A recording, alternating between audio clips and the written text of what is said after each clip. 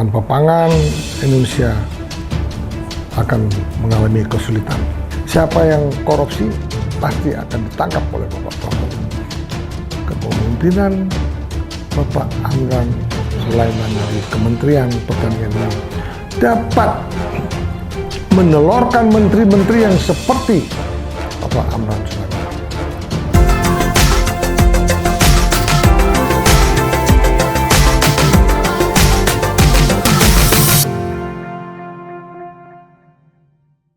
Selamat siang, kembali lagi bersama Mr. Puisi Live. Kenapa Mr. Puisi Live selalu ingin membicarakan masalah pangan Indonesia? Karena tanpa ketahanan pangan, Indonesia akan ada kesulitan apabila terjadi hal-hal yang tidak diinginkan di dunia ini. Misalnya perang terjadi di dunia, merembet ke Indonesia. Tanpa pangan, Indonesia akan mengalami kesulitan. Ini merupakan program Bapak Prabowo yang sangat kita nanti-nantikan. Ternyata tidak salah pilih. Bapak Prabowo mengangkat kembali Menteri Pertanian Indonesia. Siapa dia? Bapak Andi Amran Sulaiman. Dia tokoh yang sebelumnya tidak ada yang tahu. Dan tidak ada yang bisa memprediksi tokoh inilah yang menjadi tokoh yang sangat luar biasa. Bila kita bandingkan dengan menteri-menteri yang lain yang ada di kabinet Bapak Prabowo Subianto. Bapak Amran ditunjuk kembali sebagai Menteri Pertanian, merupakan luar biasa intelijensi yang dimiliki oleh Bapak Prabowo, luar biasa.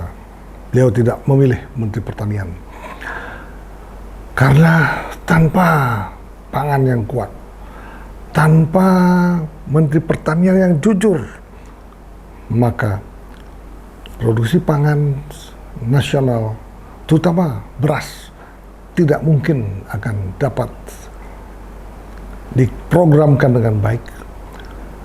Karena itu, marilah kita lihat bahwa sampai saat ini baru pertama kali terjadi sejak 57 tahun lamanya. Kali ini Bapak Amran mempunyai stok beras 4 juta ton. Luar biasa. Sehingga ada program Bapak Prabowo Subianto. Karena stok beras melimpah, malah ada juga permintaan untuk ekspor ke negara lain. Tetapi peluang ini digunakan oleh Bapak Prabowo Subianto. Dengan banyaknya stok di Bulog saat ini, sebagian berapa ton, kalau tidak salah, akan dibagi-bagikan kepada rakyat miskin di seluruh Indonesia. Kalau tidak salah, budgetnya untuk yang akan dibagi-bagikan beras ini kepada rakyat miskin yang saat ini memang lagi kesulitan. Mungkin 2 triliun lebih akan dibagi-bagikan. Nah, inilah hasil jerih payah seorang Menteri Amran yang merupakan menteri masa depan kita, pemimpin masa depan kita. Siapa tahu dengan suksesnya beliau ini, beliau bisa saja pemerintahan Bapak Prabowo juga sangat sukses luar biasa. Akhirnya Bapak Prabowo mencalonkan kembali untuk menjadi presiden berikutnya. Yang paling tepat, Bapak Andi Amran Sulaiman menjadi wapresnya. Mungkin dia akan bersaing dengan Gubernur Jawa Barat, Deddy Mulyadi. Nah, ini 2 tokoh ini sesungguhnya tokoh yang sangat dielulukan oleh masyarakat. Dan inilah merupakan tokoh yang akan memimpin negeri ini untuk jangka yang panjang. Mari kita dukung pemerintahan Bapak Prabowo Subianto, terutama yang sudah jelas terlihat baru 6 bulan memimpin, pangan menjadi prioritas utama. Selain perumahan, inilah yang sudah dapat terlihat dengan mata bahwa produksi pangan Indonesia sudah mulai terus meningkat. Dan yang paling penting juga bukan hanya beras saja. Maka Bapak Prabowo dengan begitu jeli menggunakan dan kerjasama Menteri Pertanian dengan Kapolda seluruh Indonesia, di mana Kapolda seluruh Indonesia mampu menciptakan waktu memproduksi jagung misalnya. Nah, inilah yang perlu ditiru. Bukan Angkatan Darat saja yang membantu Presiden ini untuk langsung ke lapangan, mengadakan sosialisasi, ikut langsung bekerja. Polisi pun diberdayakan khususnya untuk produksi jagung. Ini yang sangat luar biasa, cita-cita Bapak Prabowo Subianto untuk mensejahterakan rakyat. Kenapa Bapak Amran bisa sukses? Karena Bapak Amran mengadopsi program kerja yang didengung-dengungkan oleh Bapak Prabowo Subianto untuk memberantas korupsi, yang mampu merespon cita-cita Pak Prabowo untuk memberantas korupsi, untuk menghabiskan korupsi di dunia ini adalah Bapak Amran Sulaiman. Sehingga dialah satu-satunya menteri yang paling sukses. Tapi tentunya banyak juga menteri-menteri yang berprestasi di bawah Pak Prabowo. Ya, mudah-mudahan menteri-menteri lain mengikuti jejak Bapak Amran Sulaiman. Nah, kalau Bapak Prabowo terpilih kembali, percayalah Bapak Prabowo akan memilih wakilnya Bapak Amran Sulaiman.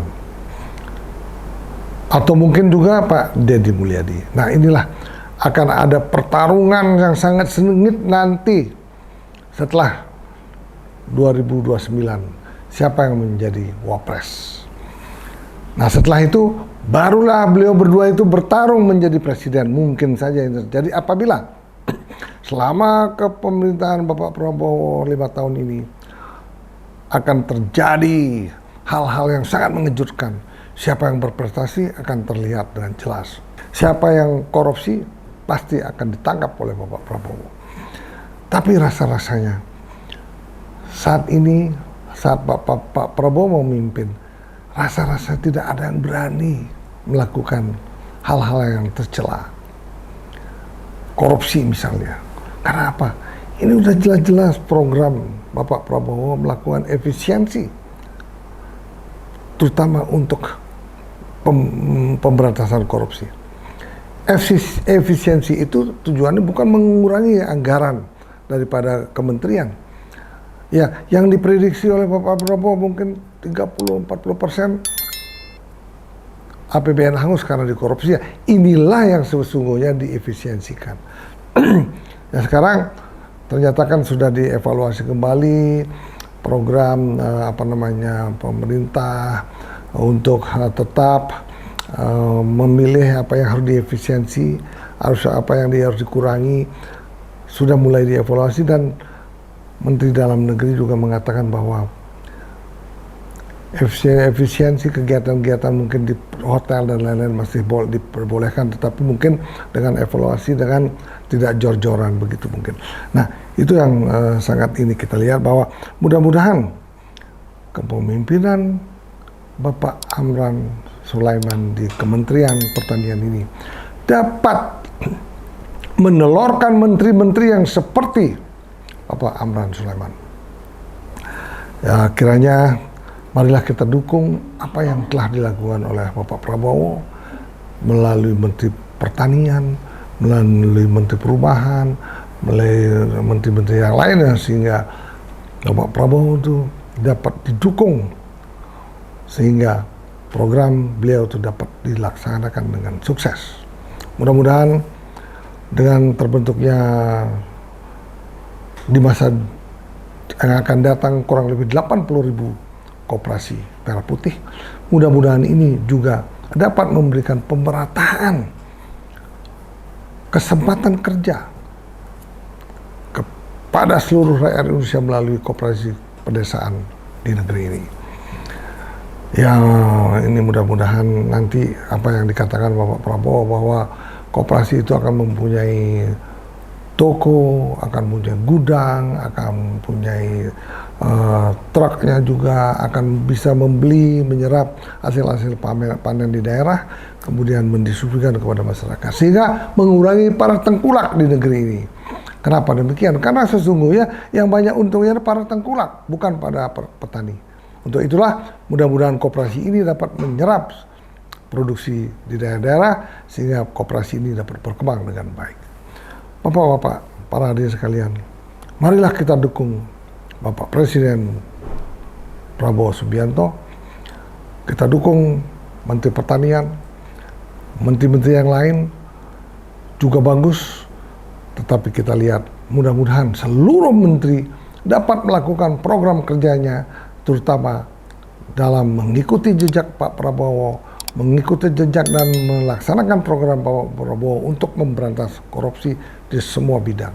Bapak-bapak, para hadirin sekalian, teman-teman sekalian, silahkan follow, share Mr. Puisi Life, sehingga Mr. Puisi Life dapat berkembang dengan baik dan kita selalu bahagia bersama Mr. Puisi Life. Bye-bye.